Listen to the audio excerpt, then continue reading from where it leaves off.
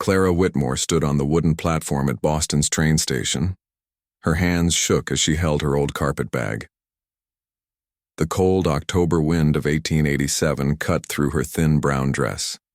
She watched as another man walked away from her without saying a word. This was the third time this month. 3 different men had come to meet her. 3 times she had been left standing alone on this same platform. Clara's heart felt heavy in her chest. She was 28 years old. Most women her age were already married with children. But Clara was still alone. The marriage broker, Mrs. Henderson, sat behind a small wooden table.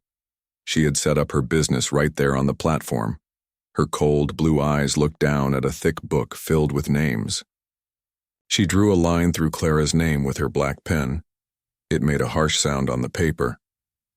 "Perhaps you should think about what you really want, dear," Mrs. Henderson said. Her voice was sharp and mean. "Men today have choices. They want young, pretty wives. They want women who can give them many children." Clara felt her face grow hot with shame. She knew what Mrs. Henderson meant. At 28, Clara was too old. Her brown hair had no shine. Her face was plain and thin. She wore glasses that made her look older. Worst of all, everyone in Boston knew her story. 2 years ago, Clara had been engaged to Thomas Mitchell. He was a banker's son with a good future. Clara thought she would finally have the life she wanted. But 3 weeks before their wedding, Thomas had changed his mind. He said he found someone better, someone younger and prettier, someone whose father had more money. The whole city had talked about it. Poor Clara Whitmore, left at the altar. Poor Clara, not good enough for Thomas Mitchell. The shame had followed her everywhere. No decent man in Boston would look at her now. Clara's mother had died the year before. Her father had died when she was just 16. She had no family left. She worked as a seamstress, but the pay was very small. The boarding house where she lived had already told her she had to leave. She owed too much money for rent. "I have responded to so many letters," Clara said quietly. "Surely someone will want me." Mrs. Henderson laughed, but it was not a kind sound. "You have written to 43 men in the past 6 months. Only 12 agreed to meet you. Look how that turned out." Clara looked around the busy train station. She saw happy families going on trips. She saw young couples holding hands. She saw mothers with their children. Everyone seemed to have someone who loved them. Everyone except Clara. "What am I supposed to do?" Clara asked. Her voice was so quiet that Mrs. Henderson had to lean forward to hear her. "Find work as a servant," Mrs. Henderson said, "or maybe join one of those religious groups. Some of them take in women like you." Women like you. The words hit Clara like a slap. Women who were too old. Women who were not pretty enough. Women who had been left behind. Clara had been coming to Mrs. Henderson for 3 months. She had paid the woman $5 each time. That was almost all the money Clara had saved. She had hoped that Mrs. Henderson could help her find a husband through the mail-order bride service. Many women had found good husbands that way. They moved west to new territories where men needed wives. But Clara's letters were always rejected. The men would write back and say no thank you, or they would agree to meet her, take one look at her, and walk away. Just like today. "There must be someone," Clara said. "Someone who would give me a chance." Mrs. Henderson closed her book with a loud snap. "I have been in this business for 15 years. I know what men want. They want beauty. They want youth. They want women who can work hard and have many babies. You are too old and too plain. That is the truth." Clara felt tears start to fill her eyes. She turned away so Mrs. Henderson would not see her cry. She walked to the edge of the platform and looked out at the busy street. Horses and carriages moved back and forth. People hurried along the sidewalks. Life was moving forward for everyone except her. She thought about her small room at the boarding house.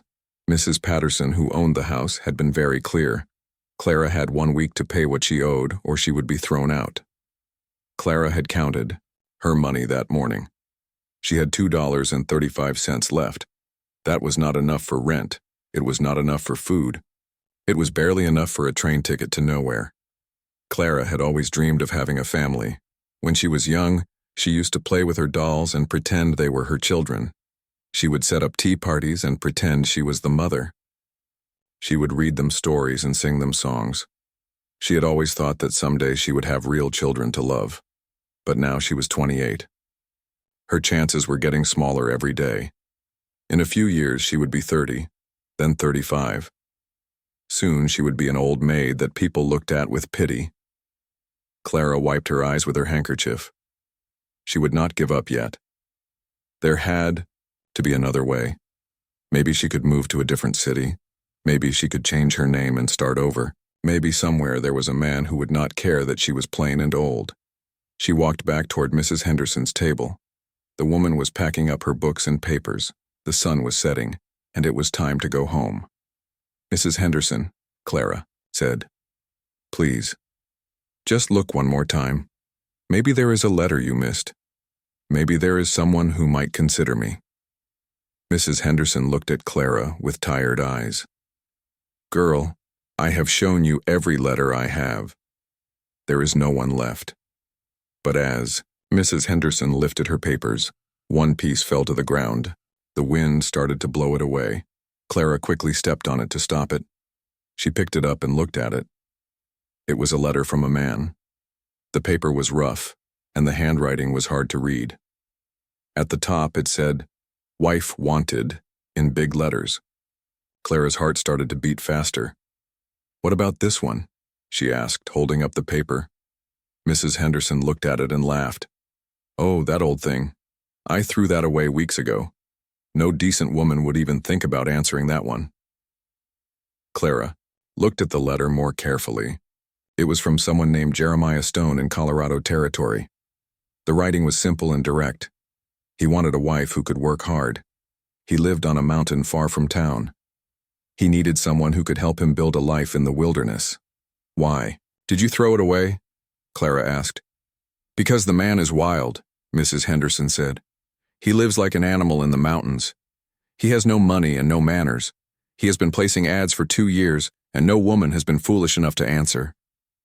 Clara read the letter again. At the bottom, in different ink, someone had written extra words. "Must be willing to have children. Will you give me sons?" Clara felt something stir in her chest. It was not hope exactly, but it was something. Maybe this man was desperate too. Maybe he would not care that she was plain and old. Maybe he just needed someone who would not run away. "I want to write to him," Clara said. Mrs. Henderson stared at her. "You cannot be serious. The man is probably crazy. You would be alone with him on a mountain. Anything could happen to you." Clara folded the letter carefully and put it in her bag. "I am already alone," she said, "and I have nowhere else to go." As Clara walked away from the train station, she felt different. For the first time in months, she had a plan. It might be a foolish plan. It might be dangerous. But it was better than having no plan at all. That night, in her small room at the boarding house, Clara lit a candle and sat down at her little table. She took out paper and her pen. She began to write a letter to Jeremiah Stone. She told him the truth about herself. She told him she was 28 and plain. She told him she had no family and little money. She told him she was willing to work hard and face whatever challenges came. At the end of the letter, she answered his question. Yes, she wrote. If God blessed them, she would try to give him sons. Clara woke up the next morning with the letter still on her table. The candle had burned down to nothing during the night. She had worked on the letter for hours, writing and rewriting until the words felt right. She read it one more time in the morning light. The letter was honest, maybe too honest. She had told Jeremiah Stone everything about herself, about Thomas leaving her, about having no money, about being alone in the world. Most women would have lied or left out the bad parts, but Clara was tired of pretending to be something she was not. Mrs. Patterson knocked on Clara's door while she was getting dressed. The older woman's face was hard and unfriendly. Miss Whitmore, Mrs. Patterson said, today is Wednesday. You have until Sunday to pay your rent or you must leave. I have already found someone else who wants your room. Clara nodded. I understand, Mrs. Patterson, I will have an answer for you soon. After Mrs. Patterson left, Clara counted her money again. $2.35. The stamp for her letter would cost 2 cents. That would leave her with $2.33. Not enough for rent, not enough for anything. Clara walked to the post office. The clerk looked at her letter and pointed to a map on the wall. Colorado Territory, he said. That is a long way from here, miss. Takes about 3 weeks by train. Costs a lot of money, too. How much? Clara asked. About $40 for a ticket, the clerk said.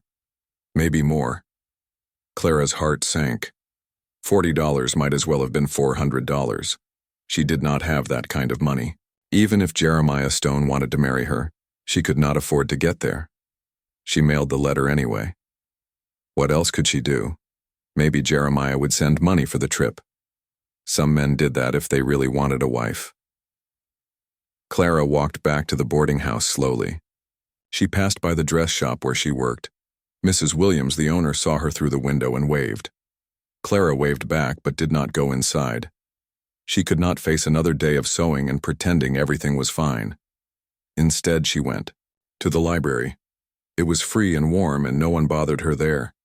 She found books about Colorado Territory. She read about the mountains and the mining towns. She read about the hard winters and the dangerous animals. She read about women who had gone west and never come back. The more she read, the more scared she became. What if Mrs. Henderson was right? What if Jeremiah Stone was dangerous? What if she was making a terrible mistake? But then Clara thought about her other choices. She could become a servant in someone else's house. She could join the women who cleaned offices at night. She could try to find work in a factory. All of those choices meant being alone forever. At least with Jeremiah Stone, there was a chance for something more. Clara went home and waited. Every day she checked for mail. Every day there was nothing. After a week, she started to think that Jeremiah Stone did not want her either. Maybe her letter had scared him away. Maybe he thought she was too old or too honest. Mrs. Patterson reminded Clara every day about the rent. "Sunday is coming, Miss Whitmore," she would say. "Have you found the money yet?" On Saturday night, Clara packed her few things into her carpet bag. She would have to leave in the morning. She had no idea where she would go. Maybe she could sleep in the train station for a few nights. Maybe she could find someone who needed help and would give her a place to stay. She was folding her last dress when someone knocked on her door. It was Mrs. Patterson, but her face looked different. She was holding an envelope. "This came for you," Mrs. Patterson said. "It is from Colorado Territory." Clara's hands shook as she took the envelope. The return address said J. Stone. She tore it open carefully and pulled out a letter. Inside the letter was something else. Money. Real money. Clara sat down on her bed and read the letter. Jeremiah Stone's handwriting was rough but clear. "Miss Whitmore," the letter said. "I got your letter. You sound like an honest woman. I do not care that you are 28. I do not care that other men did not want you. I am 35, and no woman has wanted me either." Clara kept reading. "I am not a rich man, but I work hard. I have good land and a strong house. The winters are cold and the work is hard. If you can milk a cow and plant a garden, you can make a life here. If you cannot do these things, do not come." The letter went on. "I am sending $45. That should be enough for your train ticket and some food for the trip. If you decide to come, send me a telegram when you leave Boston. I will meet you in Pine Ridge. That is the town closest to my land." At the bottom of the letter, Jeremiah had written more. "You asked if I was serious about wanting sons. Yes, I am serious. My first wife died in childbirth 5 years ago. The baby died too. I want to try again. I want children to help work the land and to carry on my name when I am gone. If you cannot give me children, tell me now. Do not waste my money or your time." The last line made Clara's eyes fill with tears. "I do not need a beautiful wife. I need a strong one. Are you strong?" "Clara Whitmore." Clara counted the money. $45 in bills and coins. More money than she had seen in months. She looked around her small room. She looked at her few belongings. She thought about her life in Boston, working every day for little pay, being alone every night, having no future to look forward to. She thought about what Mrs. Henderson had said, about being a servant or joining a religious group, about being one of those women people felt sorry for. Then she thought about Jeremiah Stone's letter. He had not promised her an easy life. He had not lied about what she would face. But he had offered her something no one else had. A chance to be needed. A chance to build something. A chance to have the family she had always wanted. Clara got up and went to Mrs. Patterson's room. She knocked on the door. "Mrs. Patterson," Clara said when the door opened. "I can pay my rent now, but I will only be staying 1 more week. I am getting married." Mrs. Patterson looked surprised. "Married? To whom?" "A man in Colorado Territory," Clara said. "I am going to be his wife." The next morning, Clara went to the train station. She bought her ticket for Colorado Territory. The clerk looked at her with concern. "Are you sure about this, miss?" he asked. "It is a long way to go to meet a stranger." "He is not a stranger," Clara said. "He is going to be my husband." Clara spent the week getting ready for her trip. She bought a few new things with the money Jeremiah had sent. A warm coat, some sturdy shoes, material to make new dresses. She also bought a book about farming and one about cooking wild game. She wrote letters to the few people she knew in Boston. She told them she was getting married and moving west. Most of them thought she was crazy. Some of them said she was making a mistake. But Clara did not care what they thought. On her last day in Boston, Clara went to see Mrs. Henderson. The marriage broker was surprised to see her. "Clara Whitmore," Mrs. Henderson said. "I thought you had given up on finding a husband." "I found one," Clara said. "I am leaving for Colorado Territory tomorrow." Mrs. Henderson's eyes got wide. "You did not answer that wild man's letter, did you? The one from the mountains?" "I did," Clara said. "And he wants to marry me." Mrs. Henderson shook her head. "You are making a terrible mistake. You have no idea what you are getting into." Clara smiled. For the first time in months, she felt sure of herself. "Maybe I am making a mistake," she said, "but at least I am making my own choice." That night, Clara lay in her bed at the boarding house for the last time. Tomorrow she would begin the longest trip of her life. She would travel across the country to marry a man she had never met. She would live in a place she had never seen. She would face challenges she could not even imagine, but she would not be unwanted anymore. Jeremiah Stone had chosen her. Out of all the women in the world, he had picked her. That had to mean something. Clara closed her eyes and tried to picture her new life. She saw herself in a kitchen, cooking dinner for her husband. She saw herself working in a garden, growing food for their table. She saw herself holding a baby, their first son. The pictures in her mind made her feel hopeful. For the first time since Thomas had left her, Clara felt like her life was moving forward. She was taking a big risk, but it was better than staying in Boston and slowly disappearing. Tomorrow she would start her journey to Colorado Territory. Tomorrow she would start her new life as Mrs. Jeremiah Stone. Jeremiah Stone stood outside his log cabin in the early morning cold. The mountains around him were covered with snow, even though it was only October. He held Clara's letter in his rough hands and read it for the 4th time. Most of the letters he got from women were full of lies. They talked about being pretty and young. They asked about his money and what kind of house he had.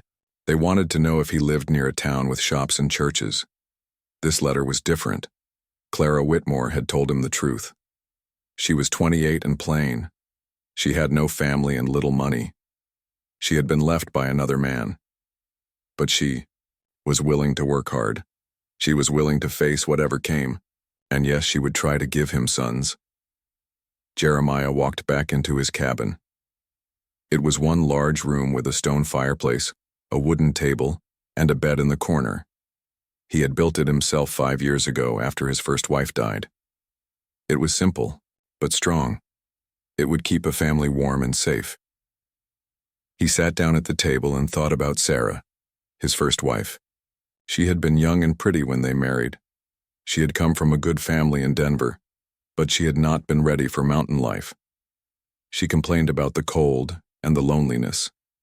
She missed her friends and her comfortable life in the city. When Sarah got pregnant, Jeremiah thought things would get better. He thought having a baby would make her happy. But the pregnancy was hard on her. The nearest doctor was 2 days away. When the baby came early, there was nothing Jeremiah could do. Sarah died trying to birth their son. The baby died too. After that, Jeremiah had lived alone. He worked his land and took care of his animals. He went to town once a month for supplies. He spoke to very few people. The loneliness was like a weight on his chest, but he had learned to live with it. But now, he was 35. He was not getting younger. He needed sons to help him work the land. He needed someone to leave his property to when he died. He needed a wife who would not run away when things got hard. Jeremiah had been placing ads for 2 years. Young women would write to him, but they always changed their minds. A few had even come to Colorado, but they took one look at his rough appearance and his simple cabin and left on the next train. He was a big man with dark hair and a thick beard. His hands were scarred from years of hard work. His clothes were simple and practical. He was not the kind of man that pretty young women dreamed about marrying, but Clara's letter made him think she might be different. She had already faced hard times. She knew what it was like to be rejected and alone. She might understand what he needed in a wife. Jeremiah got up and went to his wooden chest. Inside was the money he had saved over the years. He did not spend much because there was nowhere to spend it. He counted out $45. It was a lot of money for him, but if Clara was the right woman, it would be worth it. He sat down and began to write his reply. Writing was not easy for Jeremiah. He had not gone to school for very long. He had learned to read and write from his mother, but his letters were simple. "Miss Whitmore," he wrote, "I got your letter. You sound like an honest woman." Jeremiah stopped and thought about what to say next. He wanted to be clear about what kind of life she would have with him. He did not want her to come and then be disappointed. "I do not care that you are 28, he continued. "I do not care that other men did not want you. I am 35, and no woman has wanted me either." That was the truth. In Pine Ridge, the town closest to his land, people called him the wild man. They said he lived like an animal in the mountains. The few unmarried women in town would not even look at him. "I am not a rich man, but I work hard," Jeremiah wrote. "I have good land and a strong house. The winters are cold and the work is hard.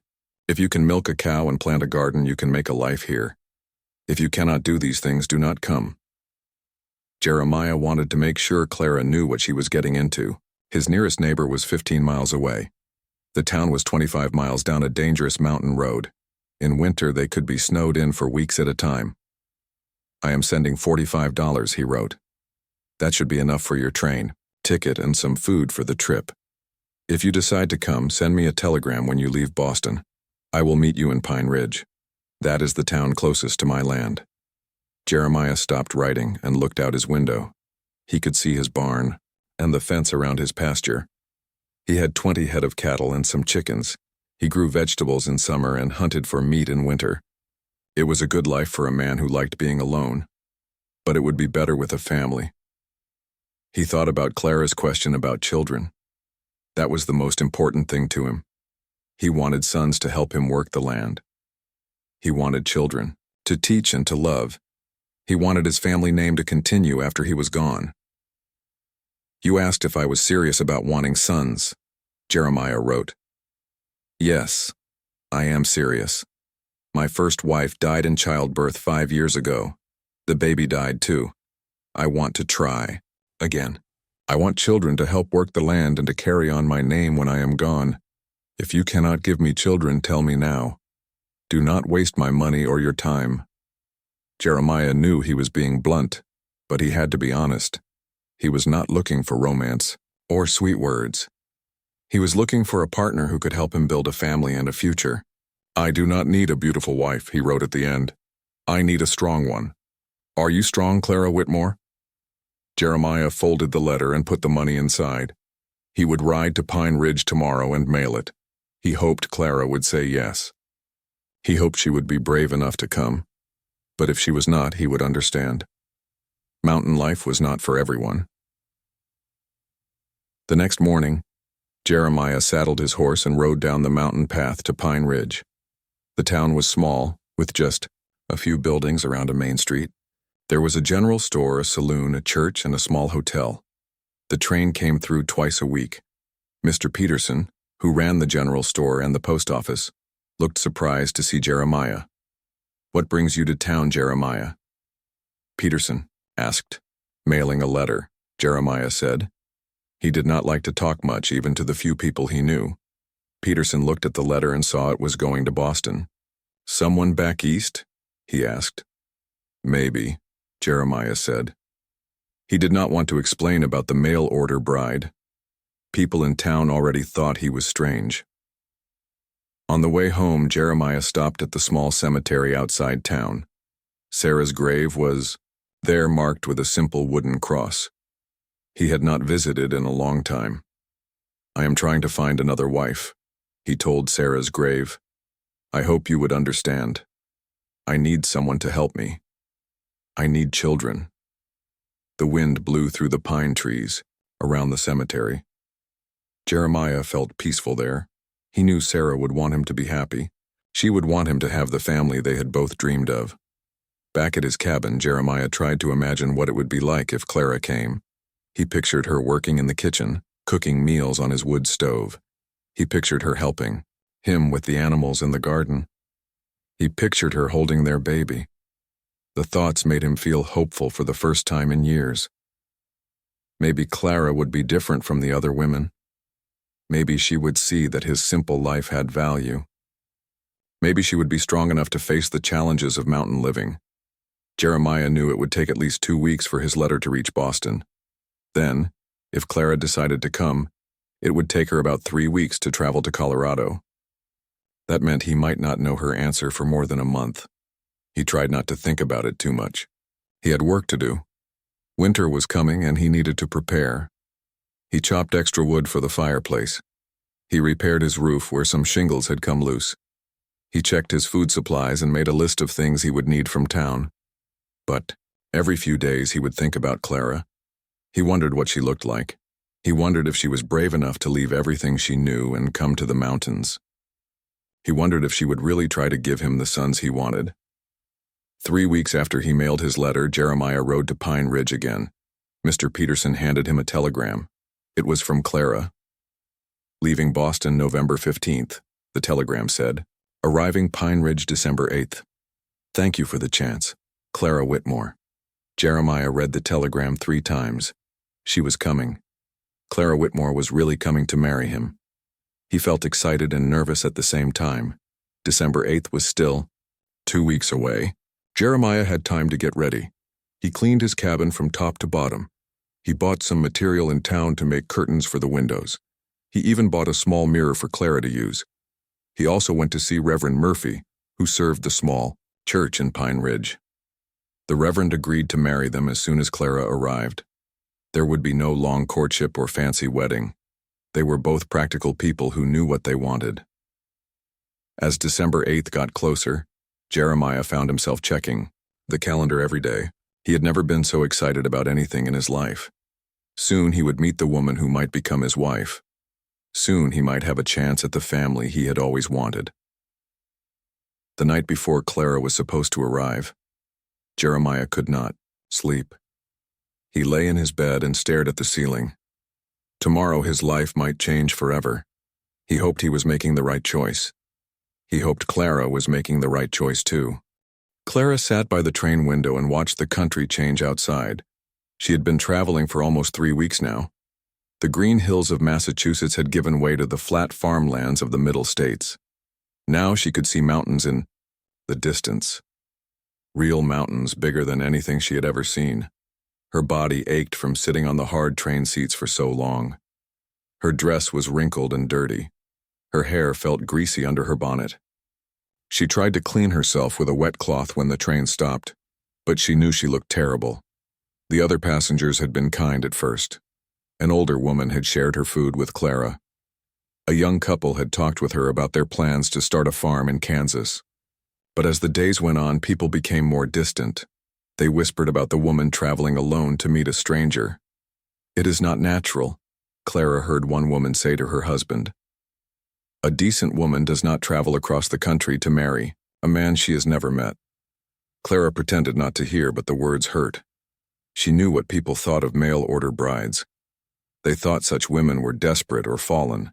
They thought only loose women would do such a thing. But Clara knew she was not loose or fallen. She was just alone and running out of choices. She kept Jeremiah's letter in her bag and read it when she felt scared. His words were simple but honest. He had not promised her an easy life, but he had promised her a chance. As the train climbed into the mountains of Colorado Territory, Clara felt her stomach get tight with fear. The mountains were huge and wild. Snow covered the peaks even though it was early December. The pine trees looked dark and mysterious. She had read about bears and mountain lions in her books. She had read about people getting lost in blizzards and freezing to death. What if she was making a terrible mistake? What if Jeremiah Stone was not the man his letters made him seem? What if he was dangerous or crazy?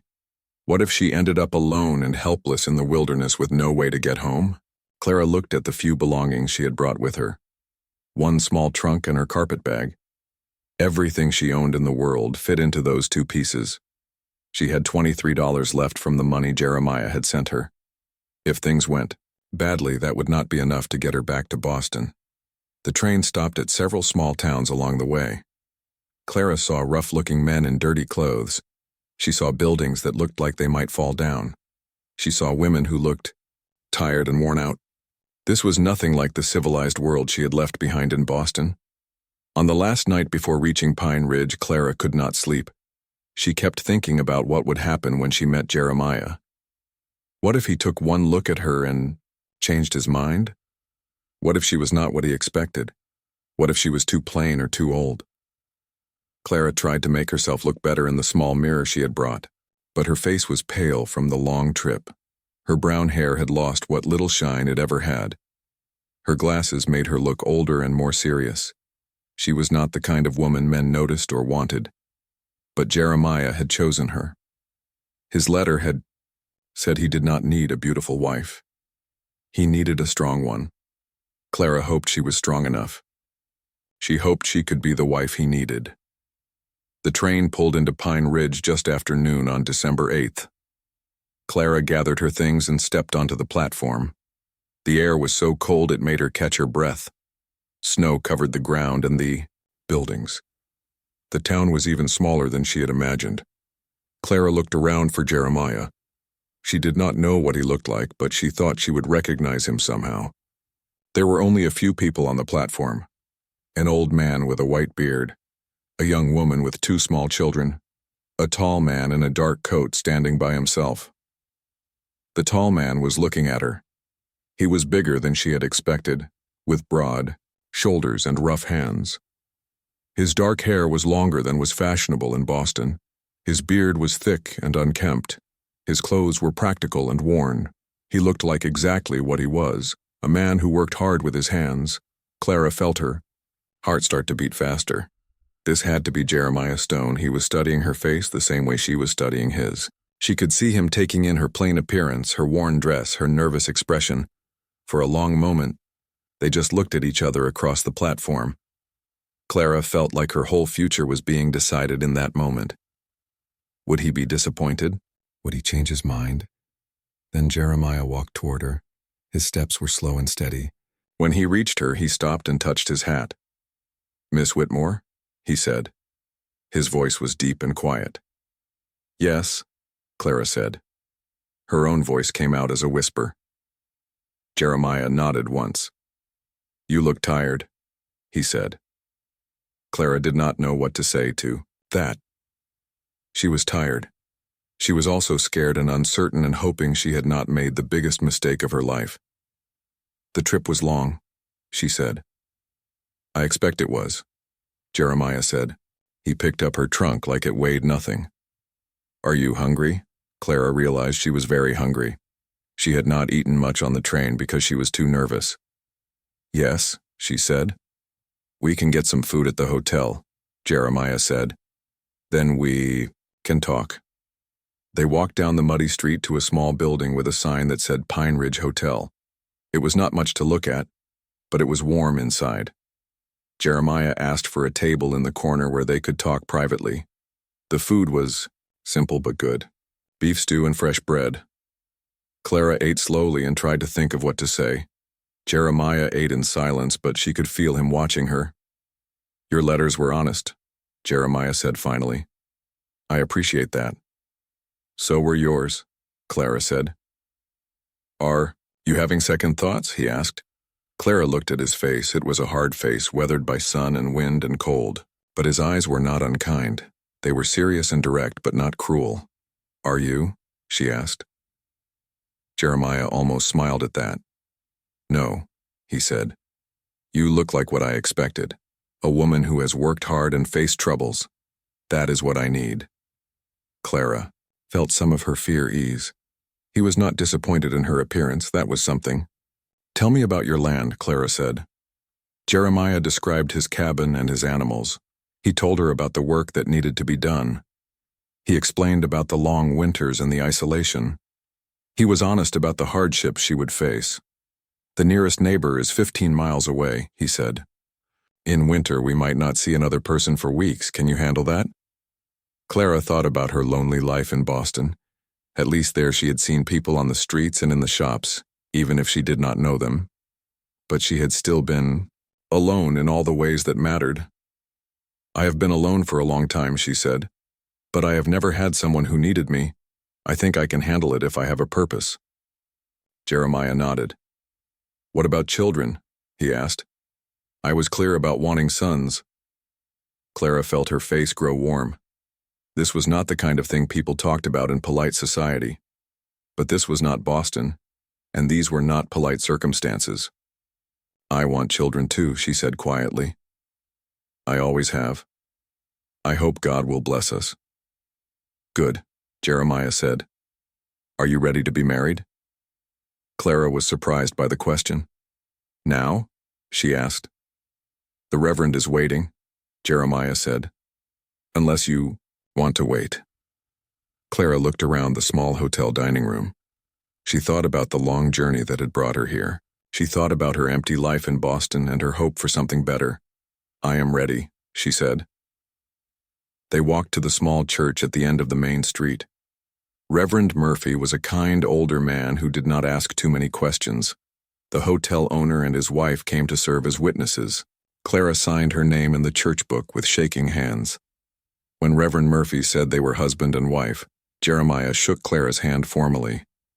It was not romantic, but it felt real and solid. They were married now. For better or worse, their lives were joined together. After the ceremony, Jeremiah loaded Clara's things into a wagon.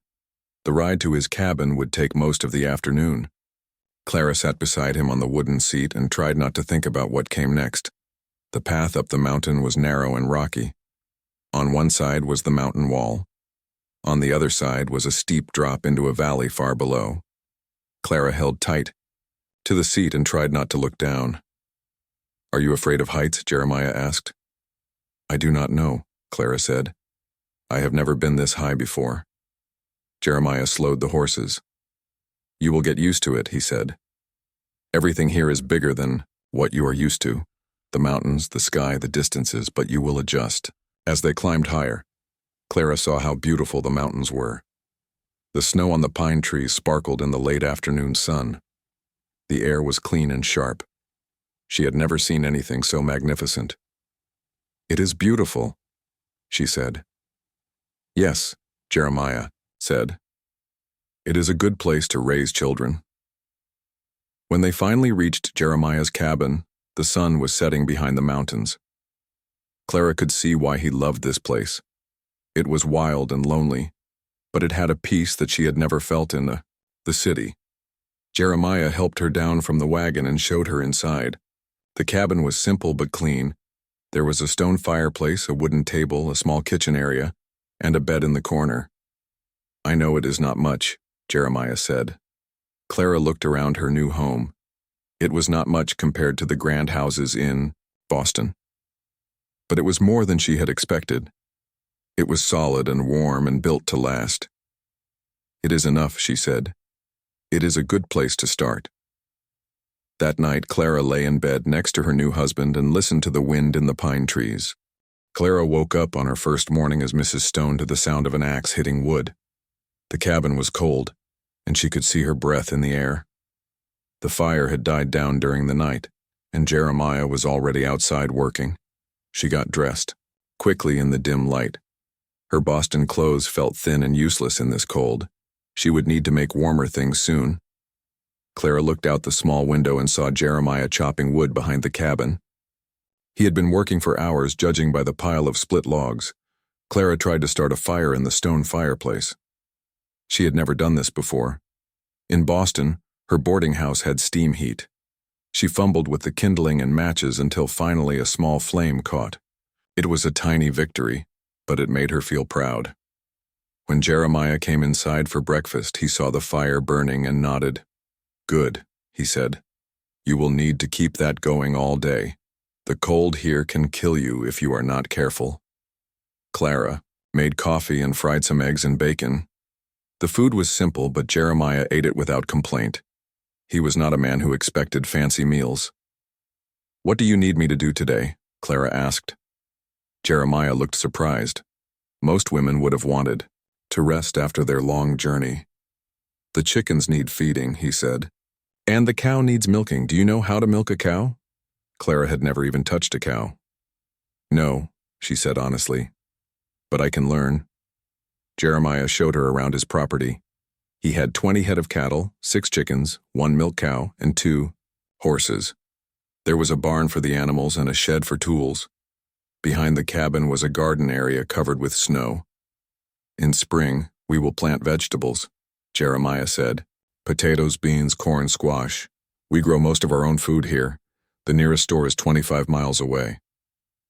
Clara looked at the frozen garden and tried to imagine it green and growing. She had never grown anything before. In Boston, food came from markets and shops. Jeremiah taught her how to milk the cow. Clara was nervous at first. The cow was big and could easily hurt her. But the animal was gentle, and Clara soon got the hang of it. The warm milk steamed in the cold air. Twice a day, Jeremiah said. Morning and evening. The cow depends on you now. After the milking, Clara fed the chickens. They pecked at the grain she scattered and seemed to accept her as their new caretaker. She found 3 eggs in the nesting boxes. The work was harder than Clara had expected.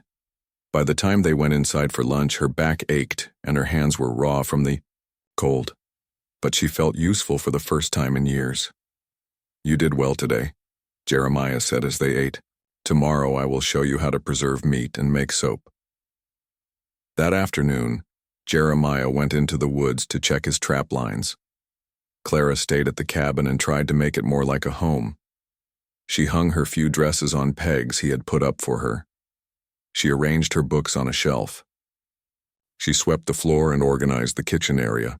When Jeremiah came back, he had 2 rabbits and a grouse. Clara watched as he skinned and cleaned them. It was not pleasant, but she knew she would have to learn to do it herself. In the city, meat comes from the butcher shop, Clara said. Here, meat comes from what we hunt or raise, Jeremiah said. Nothing is wasted. We use every part of the animal. That evening, Clara cooked the rabbit for dinner. It tasted different from the meat she was used to, but it was good. Jeremiah seemed pleased with the meal. As the days passed, Clara learned more about mountain life. She learned to cook on the wood stove, to tend the fire, to care for the animals. Her soft hands became rough and calloused. Her back grew stronger from carrying water and chopping vegetables. The work was endless. There was always something that needed doing. Animals to feed, water to carry, clothes to wash, meals to cook. In Boston, Clara had worked at the dress shop, but that was nothing compared to this. But Clara found she did not mind the hard work. Every task had a purpose. When she milked the cow, she was providing food for her family. When she tended the fire, she was keeping them warm. When she preserved meat, she was making sure they would not go hungry. Jeremiah was not much of a talker, but Clara learned to read his moods.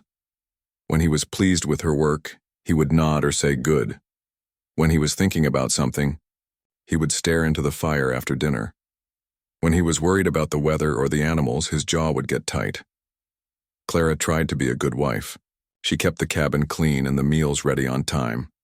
She learned to mend his clothes and darn his socks. She listened when he talked about his plans for the spring planting. But there were also hard moments.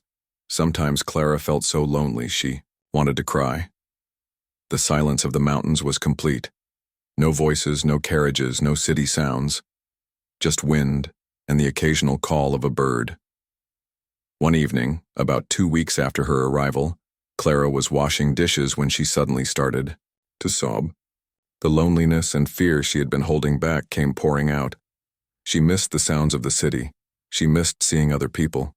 She missed having someone to talk to. Jeremiah looked up from where he was oiling his rifle. "What is wrong?" he asked. "I am sorry," Clara said, wiping her eyes. "I do not know why I am crying." Jeremiah set down his rifle and came over to her. "It is the silence," he said. "Everyone goes through this. The quiet here can drive a person mad if they let it." Clara looked at him in surprise. "Even you?" "Especially me," Jeremiah said. "When I first came here, I talked to myself just to hear a human voice. I talked to the animals, I even talked to the trees." Clara felt better knowing that even strong Jeremiah had struggled with the loneliness. "How did you get used to it?" "You learn to find peace in the quiet," Jeremiah said. "You learn to listen to what the land is telling you, and you learn that some silences are better than the wrong kind of noise." That night, Clara lay in bed and listened to the sounds of the mountain, the wind in the trees, the settling of the cabin walls, the distant call of an owl. Slowly, she began to hear the beauty in these sounds instead of just the emptiness. Christmas came and went with little celebration. Jeremiah was not a religious man, and there were no churches or neighbors to visit. But Clara made a special meal, with some canned peaches she had brought from Boston. Jeremiah seemed to enjoy the treat. "In Boston, Christmas was a big celebration," Clara said. "Churches and parties and fancy meals. Do you miss it?" Jeremiah asked. Clara thought about the lonely Christmases she had spent in her boarding house room. "I miss the idea of it," she said, "but I like this better. Just the two of us." Jeremiah reached across the table and touched her hand. It was the first time he had touched her with tenderness instead of duty. "Next year we might have someone else to celebrate with," he said. Clara felt her face grow warm. She knew what he meant. They had been married for almost 3 weeks, but she was not yet pregnant. She hoped that would change soon.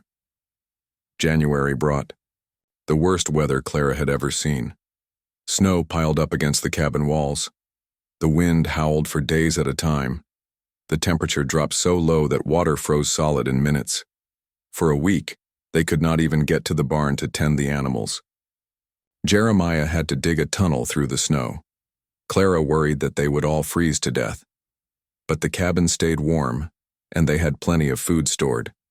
Jeremiah had prepared well for winter. Clara began to understand why he needed a strong wife. A weak woman would never survive this. "How long does winter last here?" Clara asked one particularly cold day. "Until April, sometimes May," Jeremiah said. "This is just the beginning." Clara looked out at the white world beyond their windows. She could not see the barn or the trees or anything else. It was like they were the only people left in the world. But instead of feeling scared, Clara felt safe. The cabin was solid and warm. Jeremiah was capable and prepared. They had each other, and that was enough. By February, Clara had settled into the rhythm of mountain life. She could milk the cow in the dark, start a fire with wet kindling, and preserve meat for weeks of storage. Her body had grown strong from the constant work. More importantly, she had found her place. In Boston, she had been an extra person that nobody needed. Here, she was essential. Jeremiah depended on her, and she depended on him. They were a team working toward the same goals. One morning in late February, Clara woke up feeling sick to her stomach. She ran outside and was violently ill in the snow. When she came back inside, Jeremiah was looking at her with concern. "Are you getting sick?" he asked. Clara felt a flutter of hope in her chest. "I do not think I am sick," she said carefully. Jeremiah stared at her for a moment, then understanding dawned on his face. "You think you might be with child?" "I think so," Clara said. "It is too early to be sure, but the signs are there." For the first time since Clara had known him, Jeremiah smiled. Really smiled, not just a polite expression. "That would be good news," he said quietly. Clara smiled back. "Yes," she said. "It would be very good news indeed." That night, Clara lay in bed and thought about the baby that might be growing inside her. She had come to this mountain as an unwanted woman with nothing to offer. Now she might be carrying Jeremiah's son. She might be able to give him the family he wanted. The mountain winter no longer seemed harsh to Clara. It seemed like a time of waiting and preparing. Spring would come eventually, and with it new life, both for the land and for their family. Clara fell asleep listening to the wind. Spring came slowly to the mountains. Clara was 3 months pregnant when the snow finally began to melt in April. She stood outside the cabin and watched water running down the mountainside in little streams. After months of white silence, the sound of moving water was like music. Jeremiah was different now that he knew about the baby. He still worked hard, but he watched Clara more carefully. He insisted she rest more often. He took over the heavier chores like carrying water and chopping wood. "You need to be careful," he said when Clara tried to lift a heavy bucket. "The baby is more important than any chore." Clara had never seen this gentle side of Jeremiah before. He touched her growing belly with wonder, as if he could not believe their child was really growing inside her. At night, he would put his ear to her stomach and listen for the baby's heartbeat. "Do you think it will be a boy?" he asked one evening. "I hope so," Clara said. "I know how much you want a son." "I want a healthy baby," Jeremiah said. "Boy or girl does not matter as much as I thought it would." But Clara knew he was just being kind. She had seen his face when he talked about teaching his son to hunt and work the land. She had heard him planning what he would build for the boy when he was older. Jeremiah wanted a son to carry on his name and his way of life. As spring turned into summer, Clara's belly grew round and full. She felt the baby moving inside her, strong kicks that made her gasp with surprise and joy. Jeremiah would stop whatever he was doing to come and feel the baby move. The garden was beautiful that year. Clara worked in it every day, planting seeds and tending the growing plants. She had learned to love working with the soil. There was something peaceful about helping things grow. "Next year the baby will help us pick vegetables," Clara said one afternoon as she weeded the bean rows. "He will be too small," Jeremiah said, but he was smiling as he said it. "He?" Clara asked. "You sound very sure it will be a boy." "Just a feeling," Jeremiah said. "But if it is a girl, we will love her just as much." Clara hoped the baby would be born in late September or early October. The weather would still be warm then, and they would have time to prepare for winter with a new baby in the house. But as August ended, Clara began to feel different. The baby seemed restless inside her. She had pains in her back and stomach that came and went. When she told Jeremiah, he looked worried. "It is too early," he said. "The baby should not come for another month." "Maybe I was wrong about when it started," Clara said. But she knew she was right. The baby was coming too early. On a cold morning in early September, Clara woke up with pain so sharp it made her cry out. Jeremiah was already up, getting ready to check the cattle. He rushed to her side when he heard her. "The baby is coming," Clara said through gritted teeth. Jeremiah went pale. "It is too soon. Should I ride to town for the doctor?" Clara had another pain that made her double over. "There is no time," she gasped.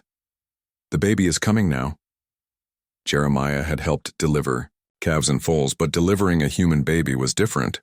He tried to stay calm for Clara's sake, but she could see the fear in his eyes. The labor lasted all day. Clara had never felt pain like this before. She held on to Jeremiah's hands and tried to be brave. He talked to her softly, telling her stories about his childhood to distract her from the pain. As the sun was setting, Clara felt the urge to push. Jeremiah helped her as best he could. When the baby finally came, it was so small Clara was frightened. But it was breathing, and it cried. With a strong voice, "It is a boy," Jeremiah said, his voice thick with emotion. "We have a son." They named him Samuel after Jeremiah's father. He was tiny but perfect, with dark hair like his father and bright blue eyes. Clara held him against her chest and felt a love so strong it took her breath away. But Samuel was too small. He could not nurse properly, and he seemed to have trouble breathing. Clara tried everything she could think of to help him. She kept him warm against her body. She tried to feed him drops of milk with a spoon. She sang to him and rocked him for hours. Jeremiah rode to town and brought back the doctor, but there was little the man could do. "Babies born this early often struggle," he said kindly. "All you can do is love him and keep him warm."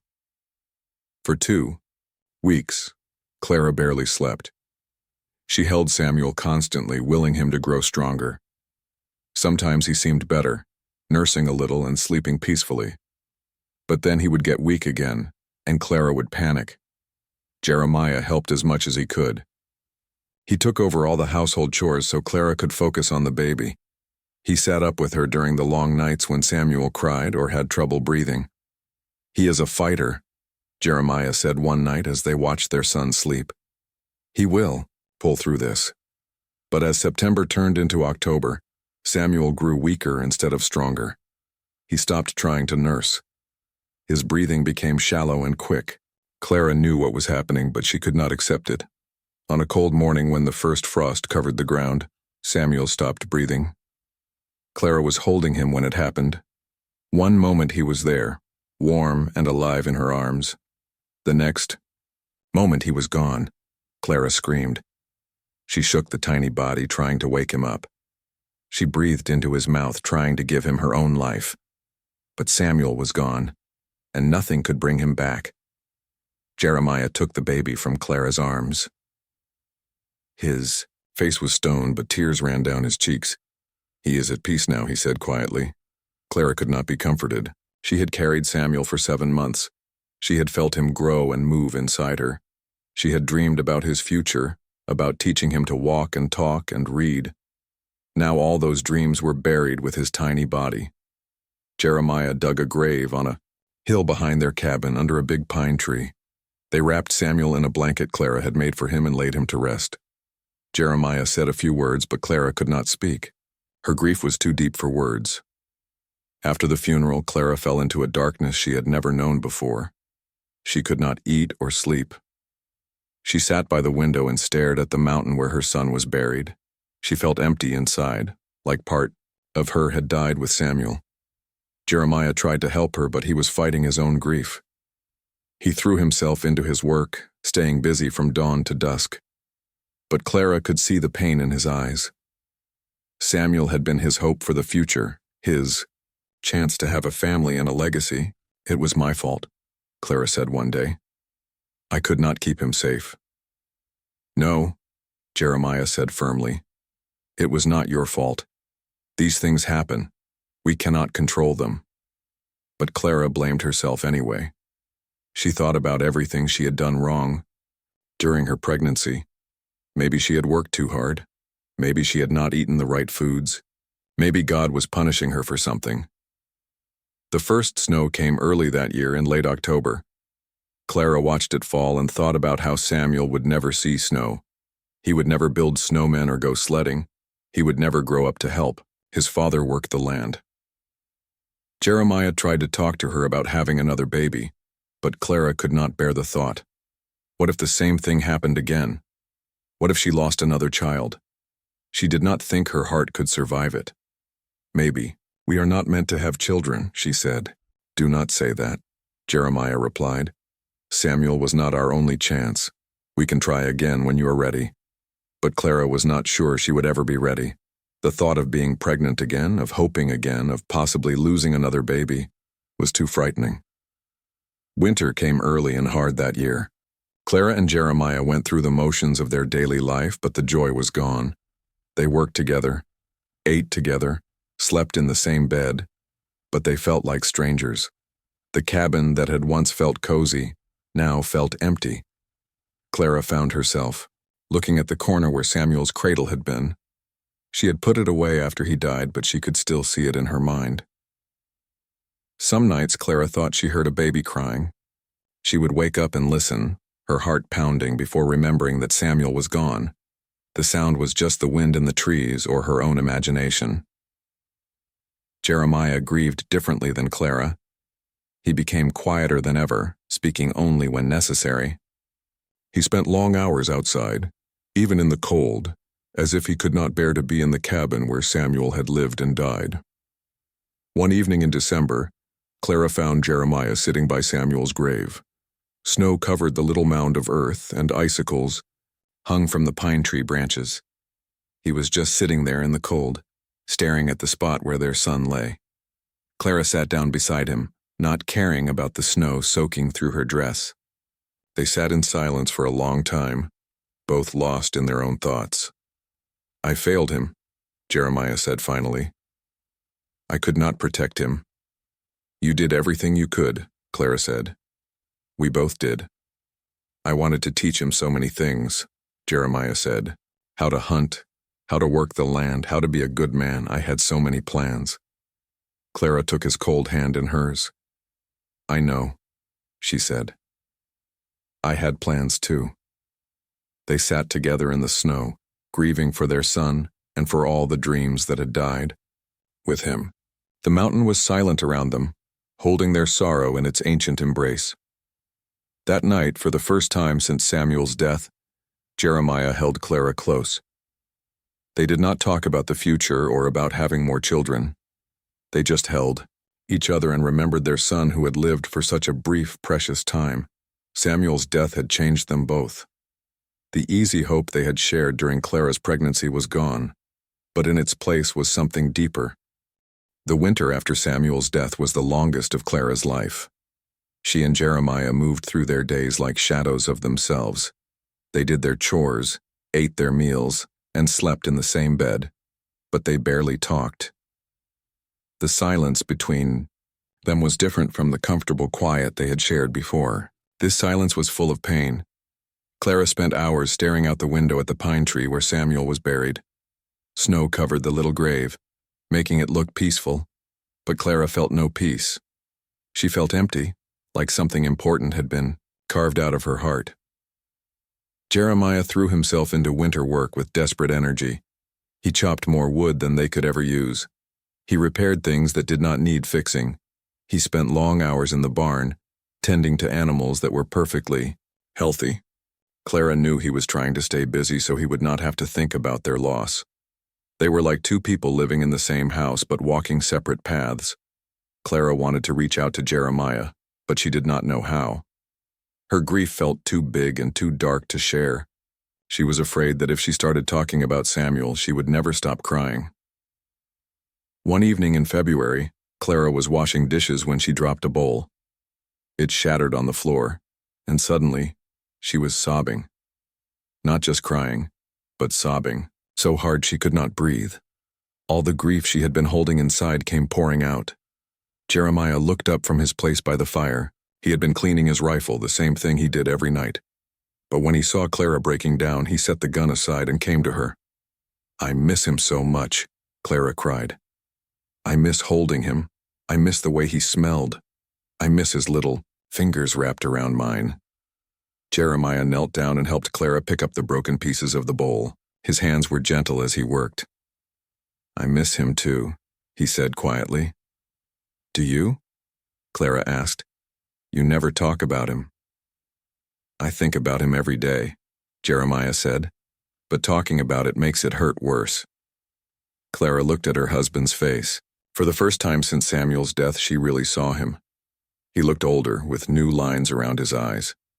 He had lost weight and his clothes hung loose on his frame. She had been so wrapped up in her own grief that she had not noticed how much he was suffering too. "I have been selfish," Clara said. "I thought I was the only one who was hurting." "We both hurt," Jeremiah said. "But we have been hurting alone. Maybe that is the wrong way to do it." That night they talked about Samuel for the first time since his death. They shared their memories of his short life. Clara told Jeremiah how Samuel's eyes had followed her voice when she sang to him. Jeremiah told Clara how proud he had felt when Samuel gripped his finger with surprising strength. "He was real," Clara said. "He was our son, even if we only had him for a little while." "He was perfect," Jeremiah said, "just too small for this world." Talking about Samuel hurt, but it also helped. Clara felt like some of the weight she had been carrying was lifted. She was not alone in her grief anymore. As the weeks passed, Clara and Jeremiah slowly began to find their way back to each other. They worked together during the day and talked by the fire at night.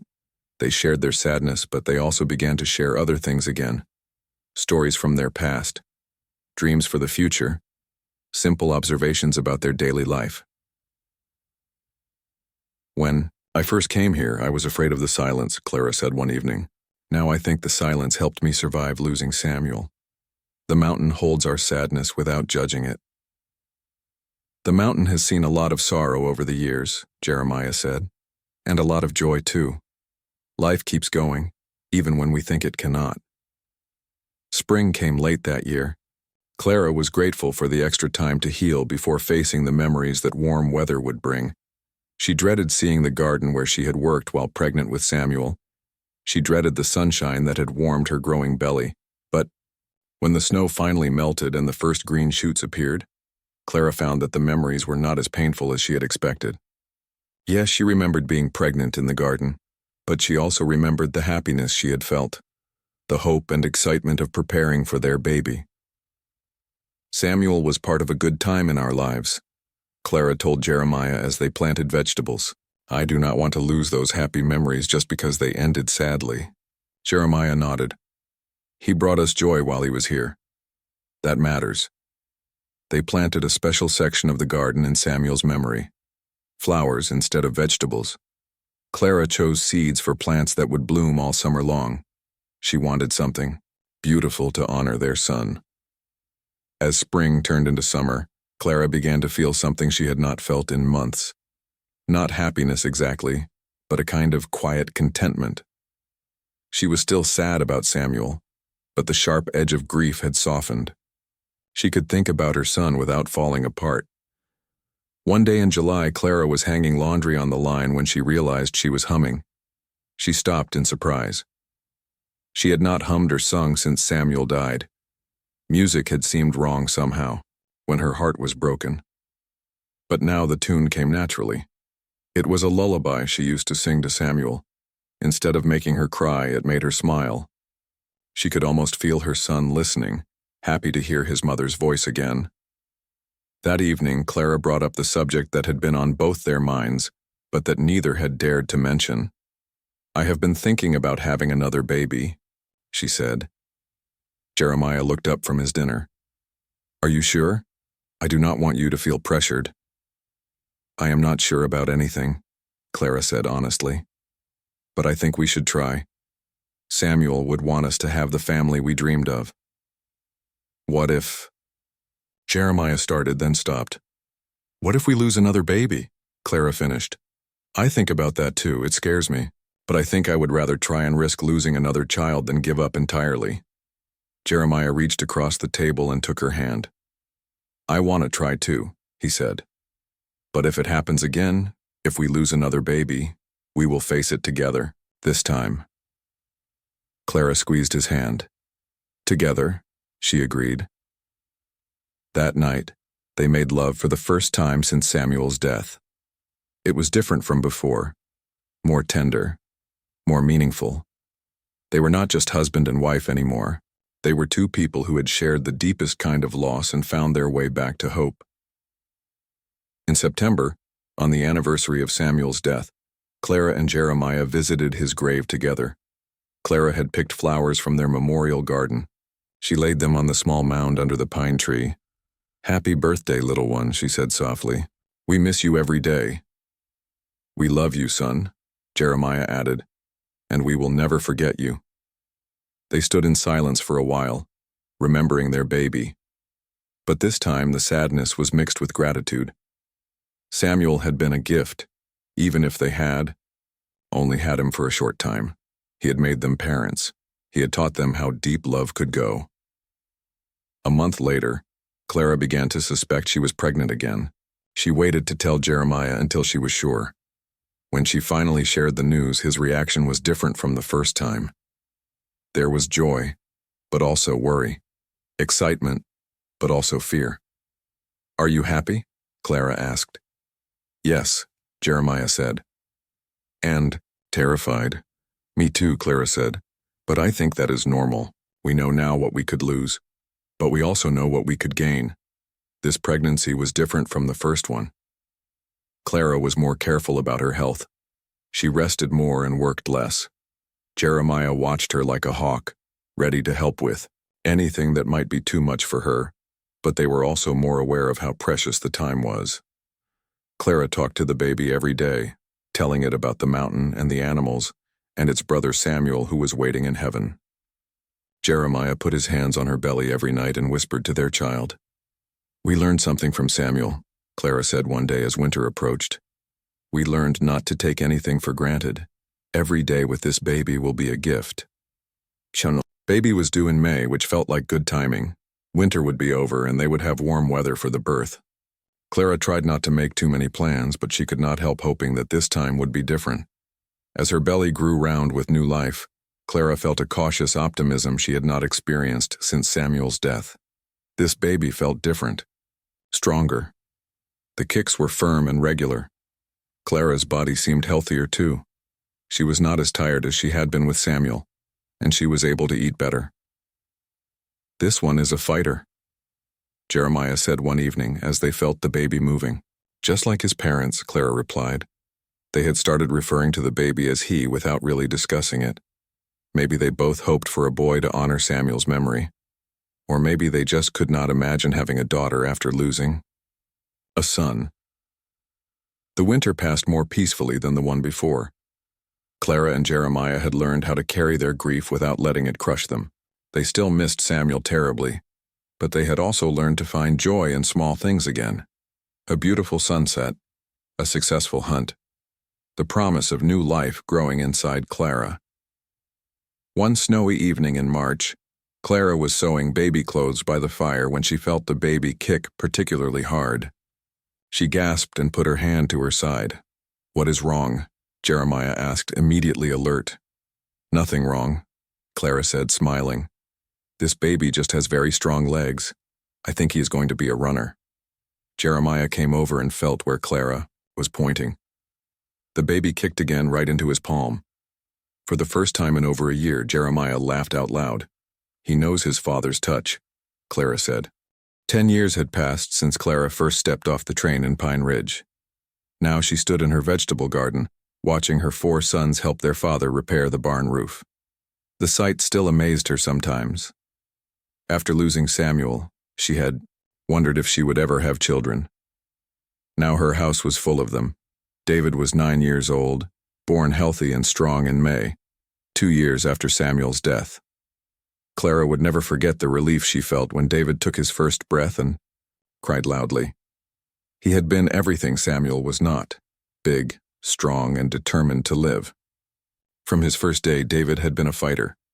The twins, Michael and Matthew, were 7 now. They had been a surprise. Clara had thought she was carrying one baby until the doctor felt 2 heartbeats. The twins were born on a beautiful September day and both had survived their first difficult winter. Then there was little Thomas, just 5 years old and full of energy. He was the baby of the family, though he hated being called that. Thomas followed his older brothers everywhere, trying to do everything they did.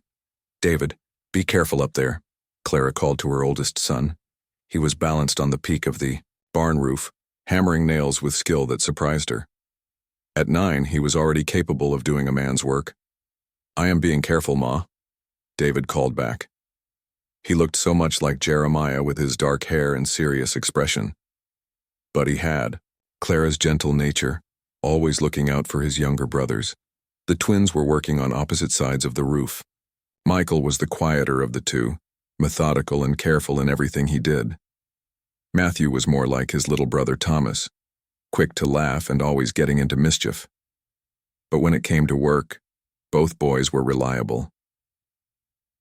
Little Thomas was on the ground, handing tools up to his father and brothers.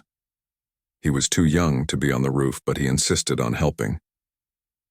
Clara smiled as she watched him carry a hammer that was almost as big as he was.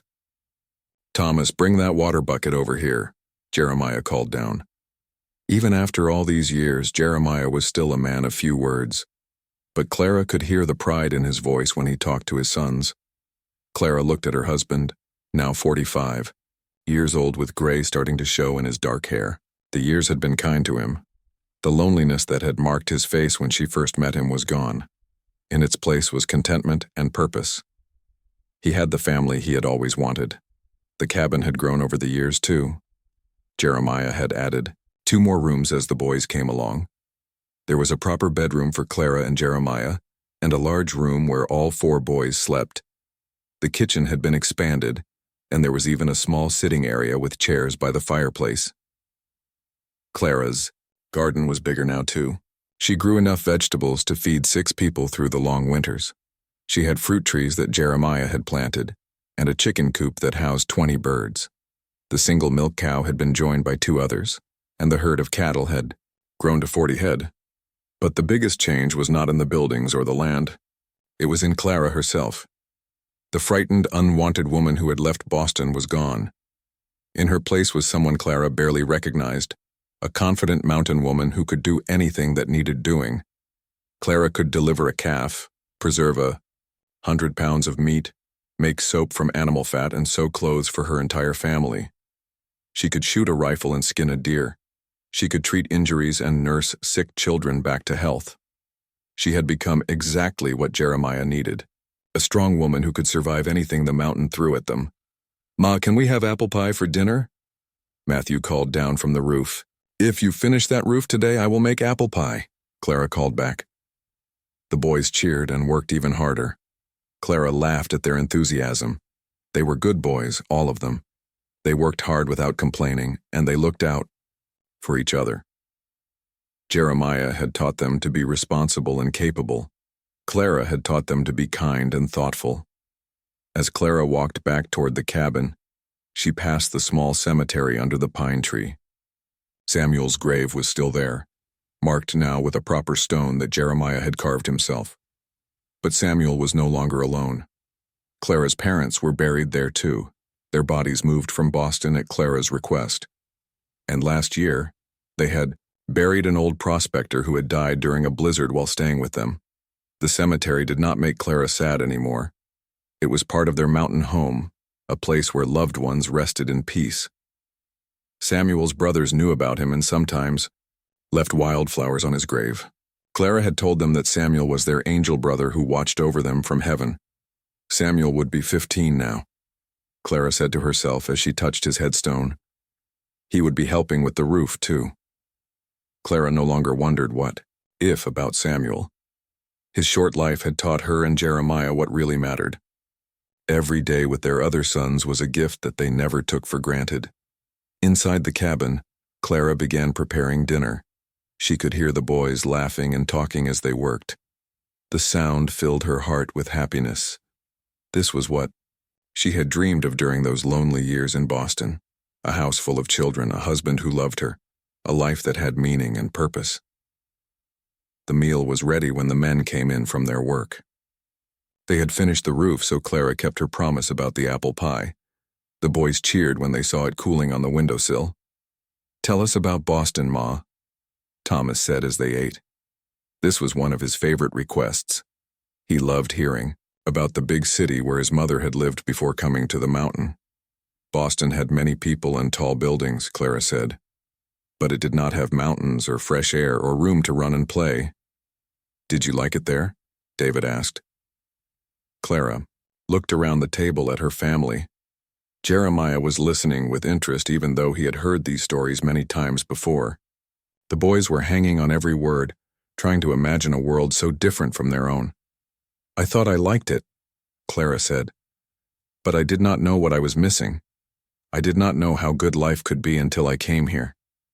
Are you glad you came? Michael asked. I am very glad, Clara said, smiling at Jeremiah. Coming here was the best decision I ever made. After dinner, the family sat by the fire. Jeremiah whittled a new toy for Thomas while the older boys played checkers. Clara mended clothes and listened to their chatter. This was her favorite time of day, when all her men were safe and warm inside their home. Later, after the boys were in bed, Clara and Jeremiah sat together on their front porch. The summer evening was peaceful, with stars beginning to appear in the darkening sky. They could hear the sound of their cattle settling down for the night and the distant call of an owl. Do you ever miss the city? Jeremiah asked. It was a question he asked sometimes, usually when he was feeling particularly grateful for their life together. Never, Clara said without hesitation. This is where I belong, with you and the boys on this mountain. Jeremiah took her hand in, his rough, calloused one. I never thought I would have this, he said quietly. A wife I loved, sons to carry on my name, a real home. I never thought anyone would want me, Clara said. In Boston, I was the woman nobody chose. Here I am exactly who I was meant to be. They sat in comfortable silence, looking out at their land. The barn roof they had repaired that day gleamed in the moonlight. The garden where Clara had worked that morning was full of healthy plants. Their cattle grazed peacefully in the pasture. The boys are growing up fast, Jeremiah said. David will be ready to start his own homestead in a few years. Not too fast, Clara said. I want to enjoy having them all here while I can. We might have more, Jeremiah said carefully. Clara was 38 now, but she was still healthy and strong. Clara smiled. Maybe, she said. I would not mind a daughter to help me with all these men. They had talked about this before. Clara would welcome another child, but she was also content with the family they had. 4 healthy sons was more than she had ever dared to hope for. As they prepared for bed, Clara looked around their bedroom. It was simple but comfortable, with handmade furniture and quilts she had sewn herself. Pictures the boys had drawn hung on the walls. Everything in the room told the story of their family. Before getting into bed, Clara looked out the window, toward Pine Ridge in the valley below. Sometimes supply wagons brought news of the outside world. The country was changing and growing. There were more railroads now, more towns, more people moving west. But those changes felt far away from their mountain home. Here, life moved at its own pace. The seasons determined their schedule, not clocks or calendars. They measured wealth not in money, but in full root cellars, healthy animals, and happy children. Do you think the boys will stay on the mountain when they grow up? Clara asked as she brushed her hair. Some will not, Jeremiah said. We will teach them what they need to know and let them choose their own paths. Clara nodded. That was the right way to raise children, to give them roots and wings both. She hoped at least one of their sons would stay and work the land that Jeremiah had built up over the years, but she would be proud of them no matter what they chose to do. As Clara lay down beside her husband, she thought about the letter she had written to Jeremiah all those years ago. She had been desperate then, willing to take any chance for a better life. She had never imagined how much better her life could become.